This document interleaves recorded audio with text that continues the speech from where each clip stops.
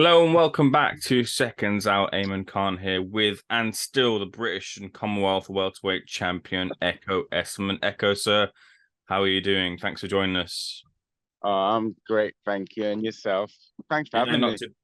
not too bad, not too bad at all. Ekow, how did you celebrate?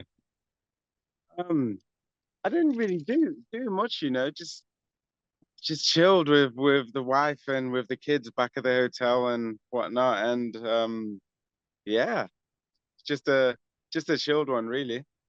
Now we got to watch it from ringside or on TVs at home, but you were one of the three men in the ring, yourself, Chris Kongo, and the referee. Talk me through the fight in your own words. Well, the fight it started off as I thought it would start off. Congo came out behind a really good jab, and he was trying to set a distance. He was really sharp, as everyone always is in the first few rounds. And yeah, from there it just went into working on kind of adjusting to his distancing because he's quite tall, he's quite rangy, and then taking that jab away and then going to work. Chris seemed to, in the early rounds, he seemed to have been an improved fighter from previous outings and maybe had the edge over you in those early rounds. Is that fair to say then, Ekow? It's fair to say he was really sharp and he had a good pop in his shots early on. Yeah.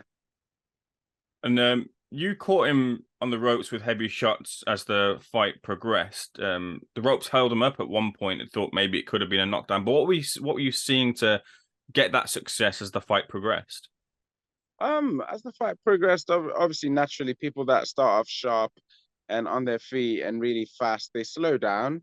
And at some point, they'll need a break. They'll need to have a round off and kind of get that energy back. And it's at that point that you kind of just have to put the pressure on and start to squeeze them just that little bit by little bit and not let them off and keep that pressure on, stay in their face, stay in their space. Not let him breathe, and that's exactly what I did. Was that the instructions that you were getting in between rounds and as well from your coaching team? What were they seeing as well? Was that what they were seeing in between rounds too?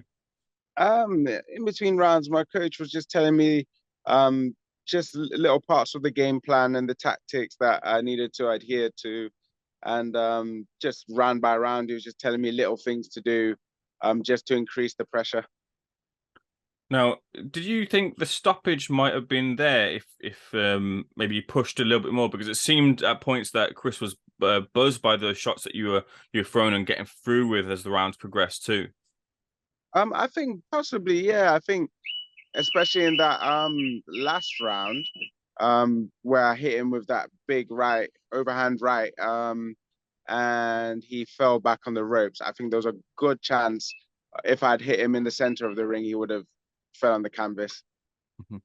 Now, this was billed as a 50-50 fight. In the build up, though, when I spoke to you, you said you were certain that it wasn't going to be a 50-50 fight and you would have the edge. The scorecards, though, reflected a very close fight there. When you heard the scorecards being read out, were you confident that you'd got the victory?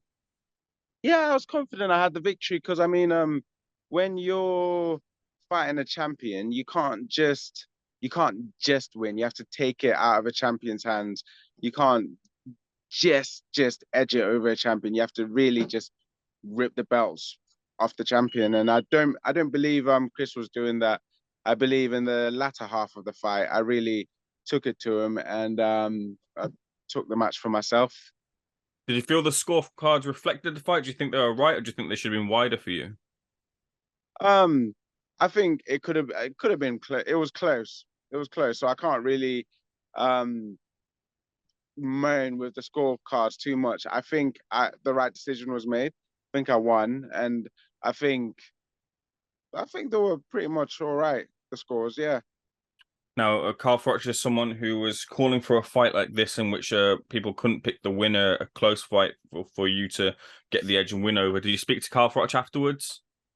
No, I didn't get to speak to him afterwards. I had UK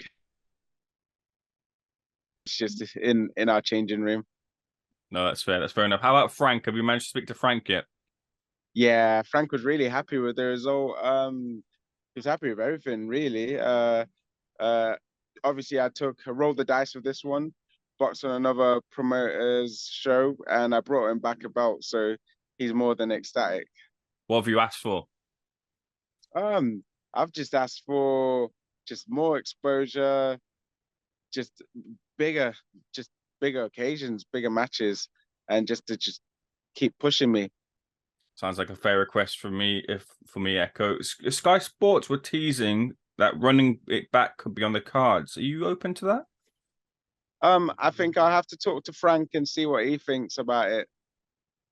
That's fair. And I know Deb as well from Queensberry, you were saying he'd like to see you fight Manny Pacquiao, Gervonta Davis, Kell Brook, or Chris Eubank Jr. Some names there for you, Ekow. Yeah, those are some names. I saw that tweet and I had a little giggle to myself and I thought, you know what, if that's what people want, then yeah, I'm up for it. Now, you said there that you wanted more exposure and more big opportunities there from Frank, but in your own words, is that a specific fight you want, or a number of fights, or what is it you want next after this win? I want to push on to world level. I want to push on from British level to European or world level or fringe world level. So really, it's all about just getting my ranking higher and higher so I can challenge for world titles, because that's what it's all about. Ekow, I'll leave the final word with you and let you enjoy the rest of your day. Is there a final message you want to say to people after that good win that you had at the weekend? Just final message is just thanks everyone for tuning in, and thanks for the messages of support as well. Ekow, congratulations on the win. Looking forward to seeing you back out soon. Appreciate you speaking to Seconds Out. We'll speak to you soon. Thanks for having me, guys. Cheers.